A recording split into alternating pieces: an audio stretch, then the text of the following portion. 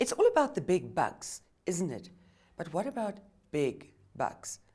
Welcome, you're watching Business 7, and in tonight's program we are focusing on basic income grants or social grants as they're also known. This of course is an ongoing debate in Namibia. Please stay tuned.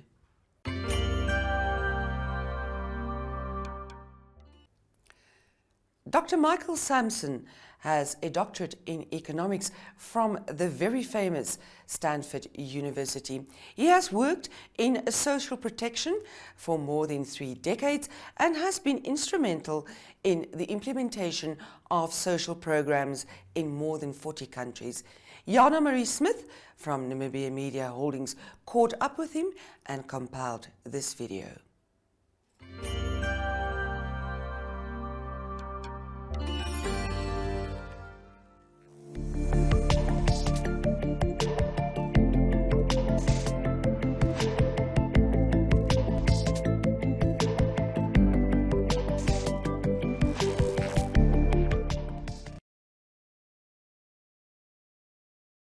One of the myths that we hear most commonly cited is that a basic income grant is unaffordable. The NAMTAX Commission, more than a decade ago, looked at Namibia's public finances and costed a basic income grant and found, as it has been found in studies in other countries, to be, yes, expensive but affordable. It requires a substantial commitment of fiscal resources, but when you look at the existing tax effort in Namibia and you compare Namibia's tax to GDP ratio to comparable countries in the region, across Africa, and around the world, you find that Namibia can increase the additional revenue required to finance a basic income grant without undermining its economic competitiveness globally. In fact, Namibia has anywhere from 4 to 8% of gross domestic product available to increase its tax to GDP ratio and still be within the expected range for a country given its economic and structural characteristics. And Namibia would only require 1 to 4 percentage points of that in order to finance a basic income grant. The second biggest myth is that a basic income grant would create dependency, that if the government's providing benefits to people, that it will somehow make people lazy or more reliant on government. When we analyze the impact of universal benefits on the behaviors of workers in households, we find the complete opposite. A secure and reliable source of income, even if it's relatively modest, 300 Namibian dollars, 500 Namibian dollars per month per person. This is not typically considered enough to make people want to lay down on a couch, kick their feet up, and just stop working. Rather, it has the opposite effect. It better enables people to participate in more sustaining livelihoods. It gives them a more secure basis from which to make what are often high risk but high return investments in job search and in livelihoods. One of the most consistent effects we see from a basic income grant is that people use these resources to invest in their children's human capital. They ensure that children go to school, that they get the health care they need. That is, that their future capabilities are protected. This human capital, this cognitive capital that contributes to building the knowledge capabilities are so important for a nation's future prosperity in the 21st century. So it's not that a basic income grant creates dependency. Quite the contrary, it contributes vitally to a nation's development. The third myth we hear is that a basic income grant can be targeted. And in a way, that makes sense. If you've got a limited amount of money and you have a large number of very poor people, why not just give the benefit to the poor? It's the most intuitive of the three myths that I'm talking about. But when I started getting involved in social protection and we did evaluations and impact assessments of the child support grant in South Africa, we visited the bright crimson spot on South Africa's poverty map, the district with the deepest poverty, Mount Frere. And in Mount Frere, we visited people who didn't even know about the child support grant. And those who did know about it had tried to navigate the complicated means tests that aimed with all good intentions to reach the very poorest, but in fact, because of the bureaucratic bottlenecks, created insurmountable challenges. We learned that targeting is the most challenging design feature for a program. Even in the best of times, a universal benefit is the best way to reach everyone and make sure that no one is left behind. And keep in mind, when you give this benefit to upper income groups, to people in the higher income families in Namibia, you are in essence giving them a tax rebate. They are the ones, in fact, who are paying for this program. And by sharing it with everyone, those who need it the most and those who are paying for it, you create a benefit which is a symbol of national solidarity.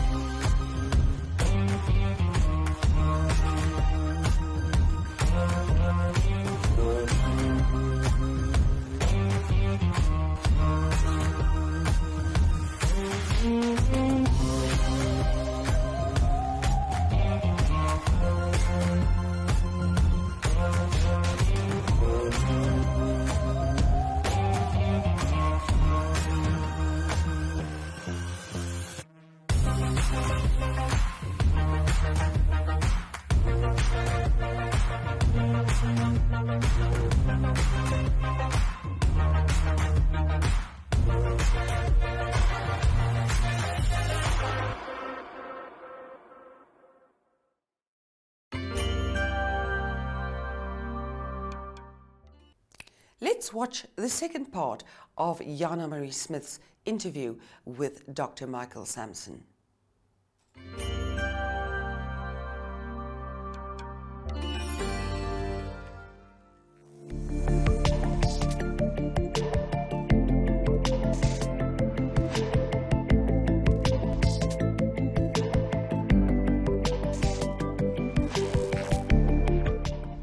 Namibia cannot afford not to implement a basic income grant.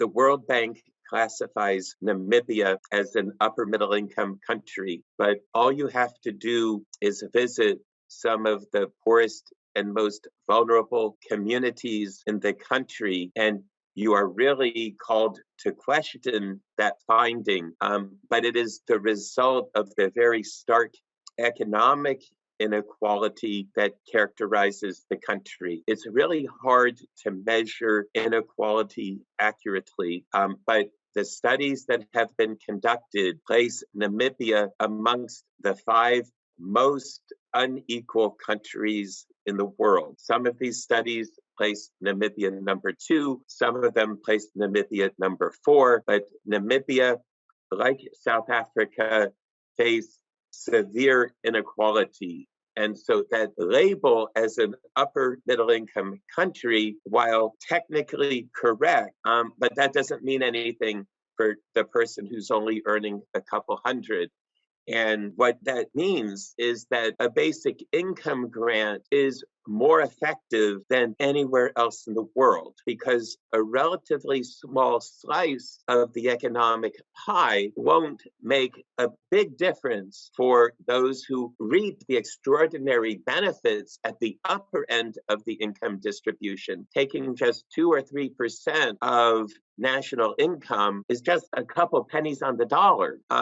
Yet it can make an enormous difference for people who are earning the least amount within the country. The first and the most immediate impact we see is an improvement in food security, a reduction in hunger. This is a consistent result we've seen all around the world. When you give vulnerable households income security, the most important thing they spend this money on is food. And in communities that have been particularly hard hit by COVID, this is vitally important. These are communities that faced food insecurity even before the crisis. And as we heard from the World Bank's report, the number of people who have been pushed into severe poverty by COVID is a national calamity. But the second thing we see is also vitally important. We see that families use these resources to ensure that their children who might have faced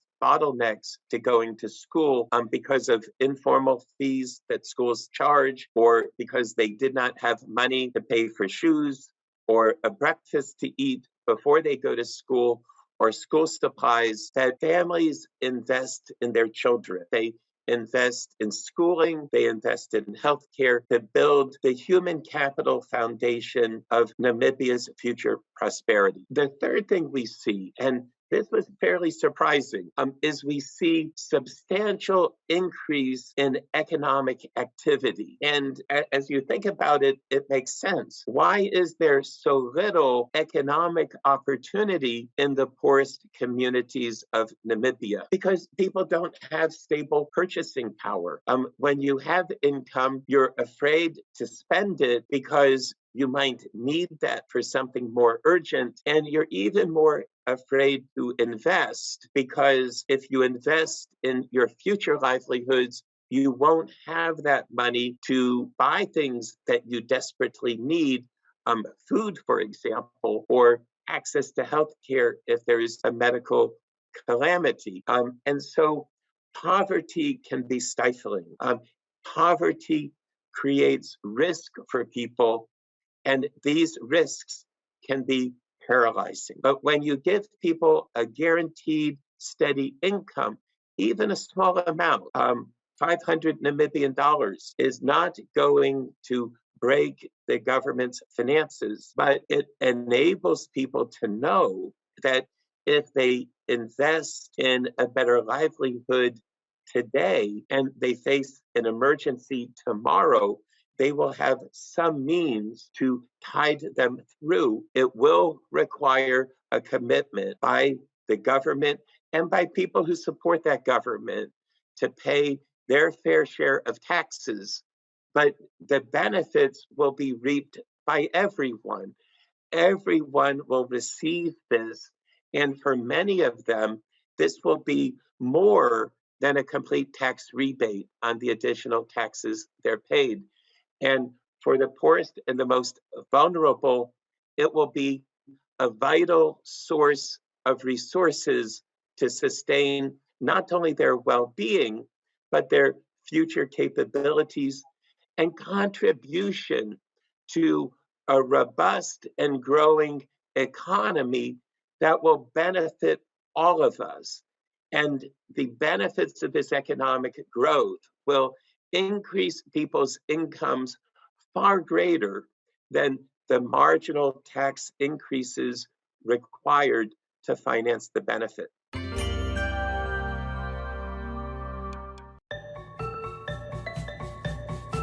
A lot has changed in the past 160 plus years, but the world is evolving faster every day.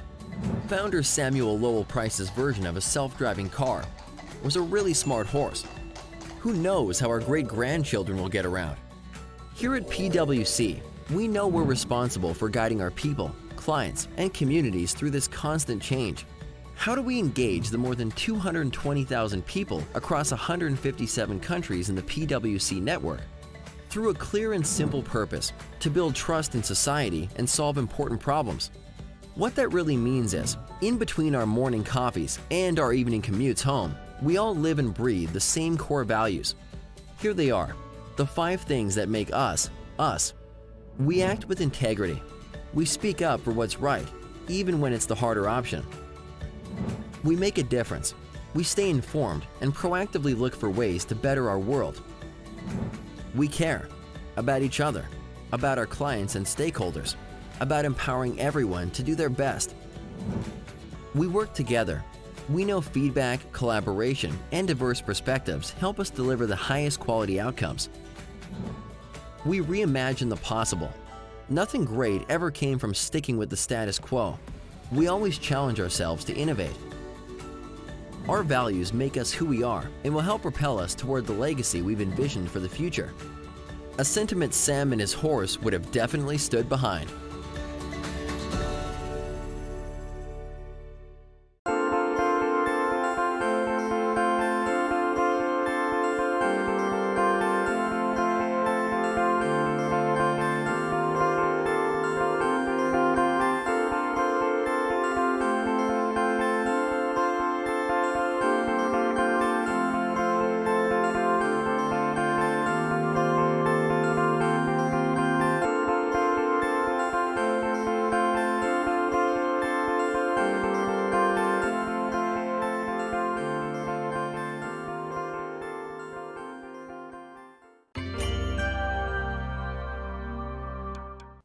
Is free money the answer to inequality in South Africa? Now, South Africa last year introduced social grants to mitigate the impact of the COVID-19 pandemic, but now President Cyril Ramaphosa is considering to make it permanent. David Doyle from Reuters has more.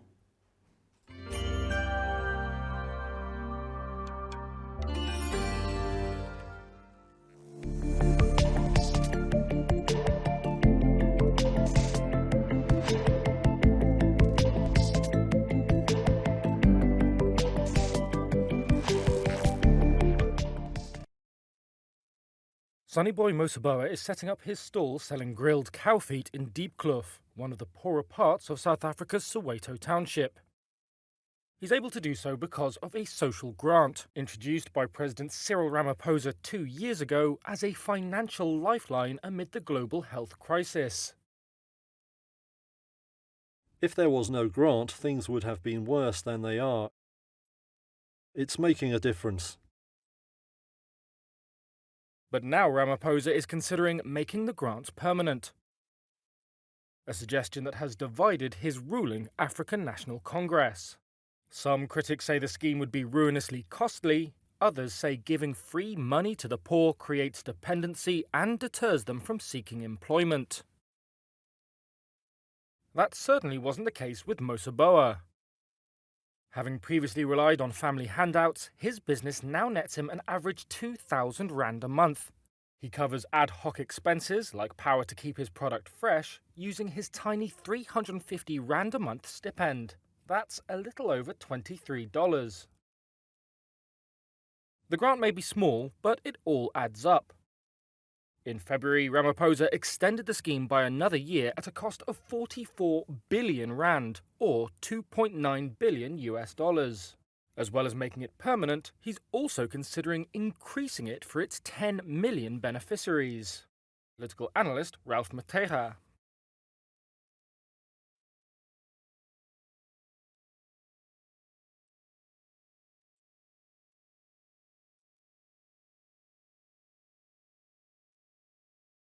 Not sustainable, Matera says, but also necessary.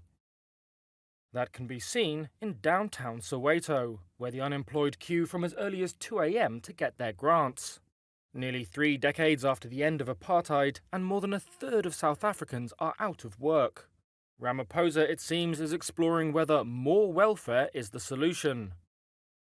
And after the ANC suffered its worst ever local election results last year, analysts say grants might also be a vote winner.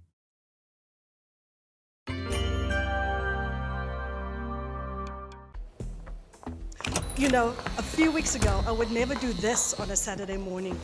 Back then, I was standing in line all day. Now it's just like that. You are using the FNB banking app like I told you. Girl, it saved my weekend. Now I can do all my banking on this. Payments, transfers, checking statements. Even opening accounts. Just like that. Oh, did I tell you what my husband did? Even me, I want to save time with the, what's the name of the app? FNB app.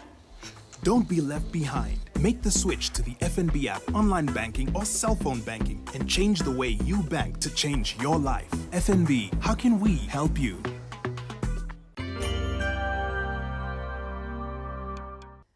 I hope you've gained some new insights into the whole basic income grant issue in tonight's program. Thank you for watching, and we will be back next week, same time, the same place. Until then, remain safe.